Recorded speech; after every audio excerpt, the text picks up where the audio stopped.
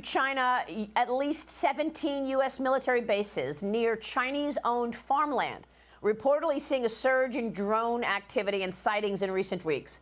The sightings happening near bases in Hawaii and installations in Utah, California, Maine, and Florida. House Foreign Affairs Committee Chairman Michael McCaul has been warning about the drones in focus these last couple of weeks. He says they're from China. My judgment, based on my experience, is that those that are over our military sites are adversarial and most likely are coming from the People's Republic of China. Communist China is very good at this stuff. And we know they bought land around military bases. This would be very consistent with their policy over the last couple of years. Alabama Senator Tommy Tuberville was with me this week. He weighed in on this yesterday. Watch this. Are we buying drones still from DJI, a Chinese drone maker? Oh, we're buying drones from China. There's no doubt about that. I talked to a drone maker the other day, and basically I said, why are we buying drones from China? They have better technology, Maria, than what we have that handles a lot of the technology parts, like that works with different type of materials, different type of plastics. They make them cheaper, but they make them better. Our technology is way, way behind, and I guess that's the reason we're buying them from them. But again, that's something else that needs to be discussed with armed services, both the House and the Senate.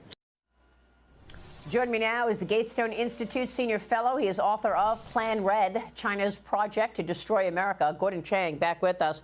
Gordon, I find this stunning that we are still buying drones from China, and here we are trying to guess what the drones in the sky are that we're all talking about for the last couple of weeks. My guess is, and I've been saying this, that it is Communist China. Your reaction?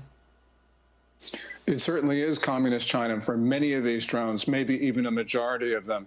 You know, the increased tempo of these drone flights against our military bases is occurring at the same time as there's increased frequency of incursions and attempted incursions of these bases by Chinese and other nationals. Really, what is occurring here is that they are preparing to attack the United States from American soil. I don't know why we need an engraved invitation from Beijing. It's clear what's going to happen. We are going to get hit, and we're not taking the necessary precautions to protect these bases and to protect the American people.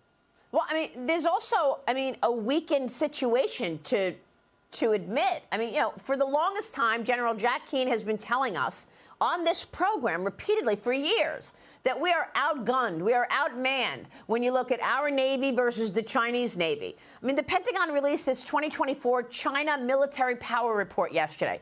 It found that Beijing is increasing its military pressure on Taiwan. It's ramping up its aggression in the South China Sea. It's deepening its ties with Russia, and its crackdown on military corruption may have disrupted progress toward its 2027 modernization goal.